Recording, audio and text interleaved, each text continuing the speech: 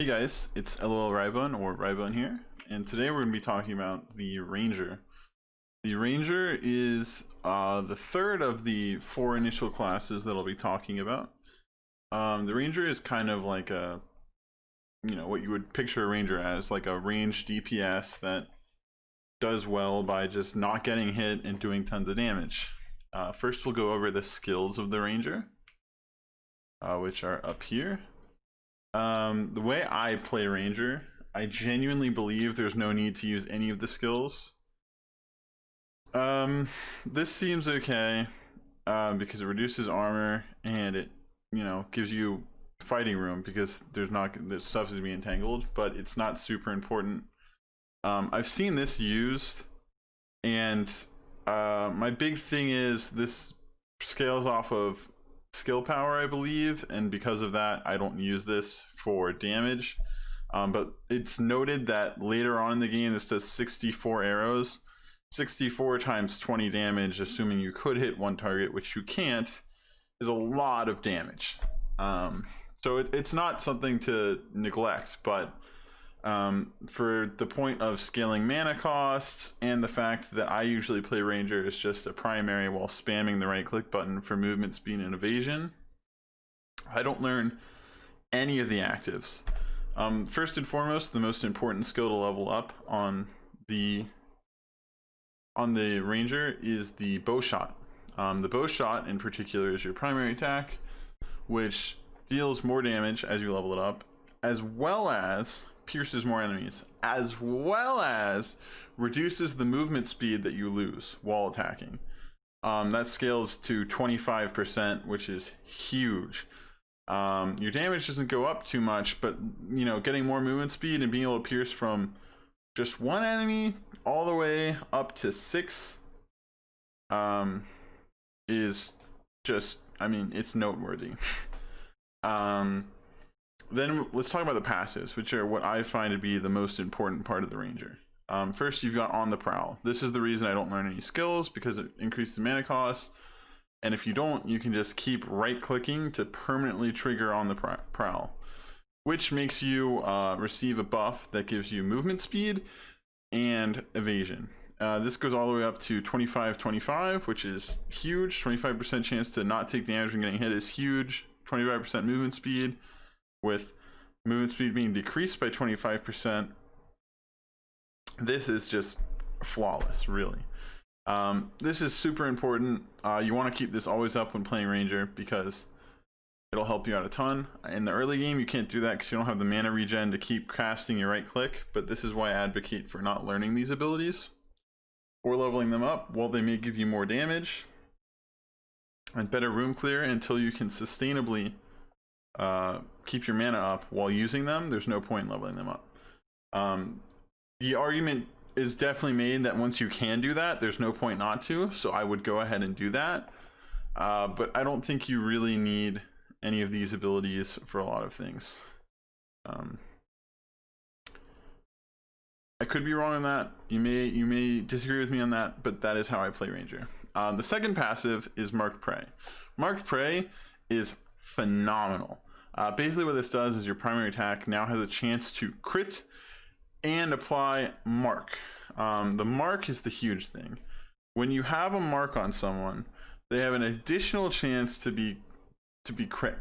So the way you could look at this is this opens up 4 opportunities.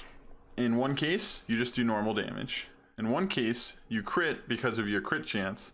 In the other case, you crit because of this. And in the fourth case, which is the most important case, you crit on your crit. So let's say you're hitting for 100, and when you crit, you hit for 200. You can now hit for 400 if you crit on your crit. This gets all the way up to a 12.5% chance to mark, and that's phenomenal. With how fast the Ranger attacks, you'll be applying this to tons of people. With bosses and stuff, this makes you do crazy damage. It's insane. Super important. The next passive and the last one is Twinned Arrows. Twinned Arrows is just I mean, this is like the bread and butter for the Ranger's room clear. This is why I don't think you need to take Flurry of Arrows or any of these abilities, because this is incredible. Any of your arrows can split and seek a new target. This gets up to 40% chance. Now the thing to note here is if you're going a luck crit chance build, this 40% is not just 40%. It's higher than 40%. You're going to be splitting arrows more than 50% of the time. What this means is you're essentially going to be hitting an entire room very easily just by shooting arrows into it. Phenomenal, really. This is a great passive. Ranger's probably my second favorite class of the game, debatably my favorite. I love all of these abilities. I think they all have so much value. Next, we'll talk about drinks. You'll be going a standard primary attack build. Yet again, this is something I learned from Weeks. Sorry about the car passing in the background. You take Frenetic Eruption, so when you crit, you have a chance of triggering combo. You take extra damage when out of combo, but you'll usually be in combo because you'll build luck and crit chance, so you're going to be proccing combo a ton. Then you take Wicked Sickness for extra damage dealt during combo. You lose damage out of combo, but yet again, you're going to be in combo a lot. So these two drinks basically negate all the negatives together. Then you're going to grab Overflowing Physique, so you don't die, given the chance you do get hit. This is huge. This is why it's hard to maintain your mana on Ranger, though, because you're constantly moving, so you're constantly losing mana.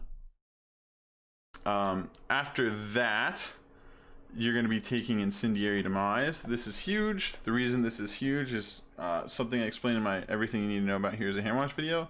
40 magical damage on primary attack. The Ranger does 20 damage on their magical attack. I mean, on their primary attack, right? This takes that 20 and says, no, now you're 60.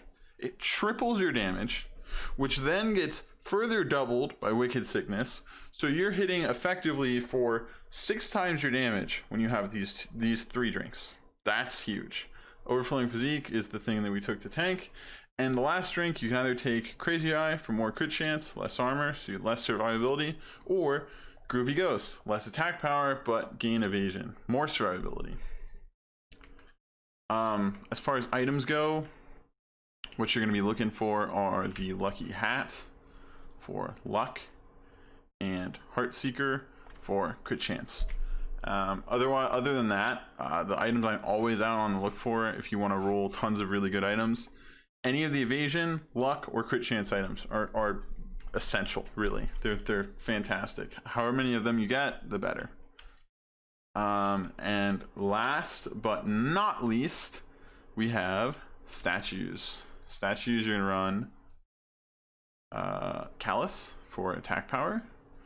You're going to run Kira for extra arrows. Why not?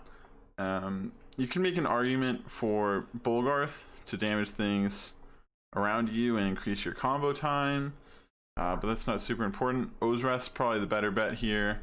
You can also get away with something like Valarath. Since you're going to have lots of evasion, you'll do damage to them while evading, and if you have on hits, you have a chance of doing extra damage. But that's what I would run. Sorry about the notification noises in the background as well.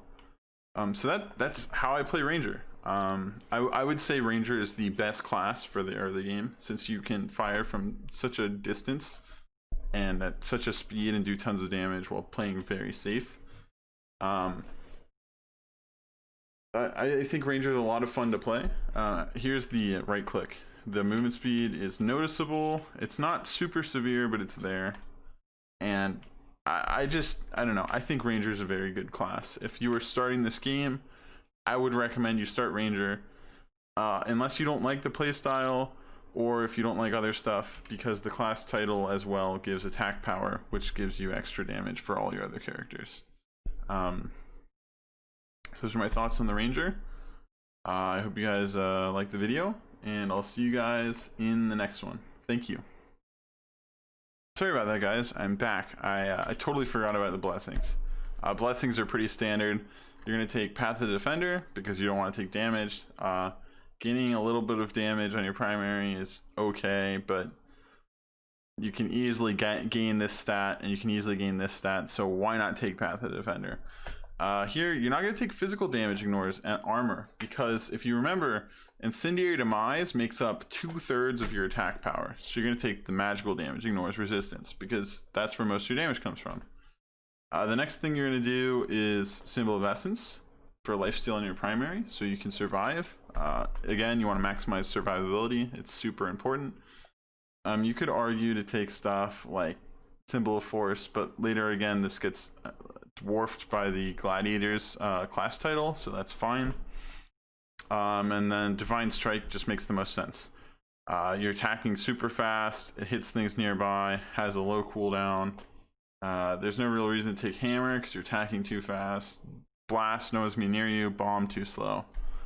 So that's it for my Ranger guide, actually. And I hope you guys enjoyed this video. Please like if you did, dislike if you did not like it. Please comment if you have anything interesting to say or any oppositions you have. And subscribe to my channel for more content in the future. All right. Thank you so much again. Bye.